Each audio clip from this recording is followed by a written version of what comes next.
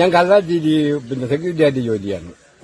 അപ്പോൾ ഇങ്ങനെ രാത്രി BJP അഞ്ചെട്ടാള് ജീപ്പിൽ വന്നോട് വന്നിട്ട് ഇങ്ങനെ എൻ്റെ അടുത്ത് പോകുമ്പോൾ ഞങ്ങൾ പരിചയമുള്ള ആൾക്കാരാണ്. ഇങ്ങനെ വന്നിട്ട് എന്നോട് പറഞ്ഞ് പിന്നെ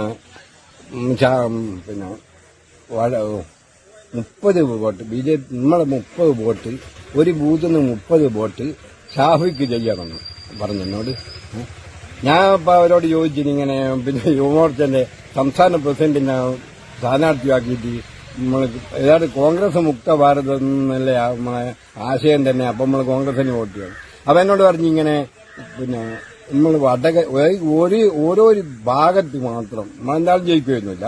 ഒരു ഭാഗത്ത് നമുക്ക് കോൺഗ്രസേക്കാട്ടും പ്രശ്നം ഇടതുപക്ഷത്തിന്റെ സ്ഥാനാർത്ഥിനെ വടകര പരാജയപ്പെടുത്തുക എന്നാണ് നമ്മളെ ഇത്. അതുകൊണ്ട് നമ്മൾ പ്രധാനപ്പെട്ട ആൾക്കാരോട് മാത്രമാണ് പറഞ്ഞിട്ട് ഒരു ബോധത്തിൽ നിന്ന് 30 വോട്ട് ഷാഫിക്ക് ചെയ്യണം. ആരാ വന്നത്? ആരൊക്കെയാ വന്നത്?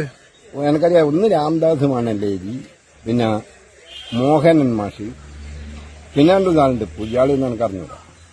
BJPയുടെ ജില്ലാ നേതാക്കൾ കഴിഞ്ഞ ദിവസം രാത്രി വന്നിട്ട് നമ്മളെ 30 വോട്ടുകൾ, ഒരു ബൂത്തിൽ നിന്ന് 30 വോട്ടുകൾ കോൺഗ്രസ് സ്ഥാനാർത്ഥി ഷാഫി പറമ്പിലിന് ചെയ്യണം എന്ന് പറഞ്ഞു. വടകരയിൽ നിന്ന് പച്ചയായ കോൺഗ്രസ് BJP ധാരണയാണ് പുറത്തു വന്നിരിക്കുന്നത്. ഈ ആരോപണം തന്നെയാണ് ഷാഫി പറമ്പിലിനെ വടകരയിലെ സ്ഥാനാർത്ഥിയാക്കി UDF തീരുമാനിച്ചപ്പോൾ മുതൽ ഇവിടുത്തെ ഇടതുപക്ഷം ഉന്നയിച്ചുകൊണ്ടിരിക്കുന്നത്. ഷാഫി പറമ്പിലിനെ എന്തുകൊണ്ടാണ് ഇപ്പോൾ വടകരയിലേക്ക് കൊണ്ടുവന്നത്? BJP 2ാം സ്ഥാനത്തുള്ള പാലക്കാട് മണ്ഡലത്തിൽ ഒരു ഉപതെരഞ്ഞെടുപ്പിന് സാധ്യതയുണ്ടാക്കുക. ആ ഉപതെരഞ്ഞെടുപ്പിന് സാധ്യതയുണ്ടായാൽ അവിടെ 2ാം സ്ഥാനത്തുള്ള BJPയെ നിയമസഭയിലേക്ക് ജയിപ്പിക്കുക. അതിന് പകരമായി വടകരയിൽ BJPയുടെ വോട്ട് ഷാഫി പറമ്പിലിന് കൊടുക്കുക.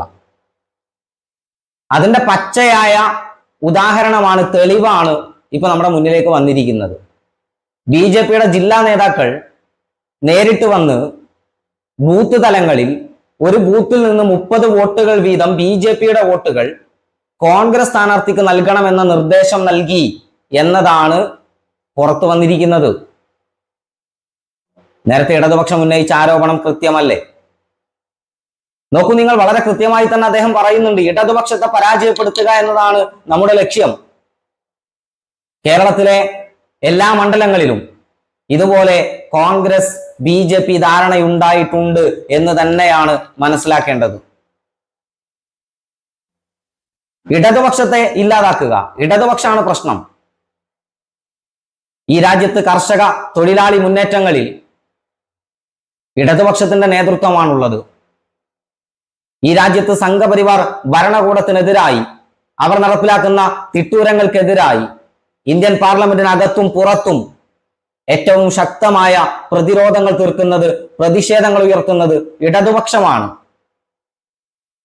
ഫാസിസ്റ്റുകൾ ഇടതുപക്ഷത്തെയാണ് ശത്രുവായി കാണുന്നത്. അതുകൊണ്ട് ഈ കേരളത്തിൽ നിന്നുള്ള ഇടതുപക്ഷ അംഗങ്ങളുടെ ബലം കുറക്കണം. അതിനു വേണ്ടിയിട്ട് എന്തായാലും നമ്മൾ ജയിക്കൂല, കോൺഗ്രസിനെ സഹായിക്കണം. എത്ര കൃത്യമായിട്ടാണ് അദ്ദേഹം പറയുന്നത്. BJPയുടെ ജില്ലാ നേതാക്കൾ വന്നിട്ട് ബൂത്ത് തലങ്ങളിൽ കൊടുത്ത നിർദ്ദേശമാണിത്.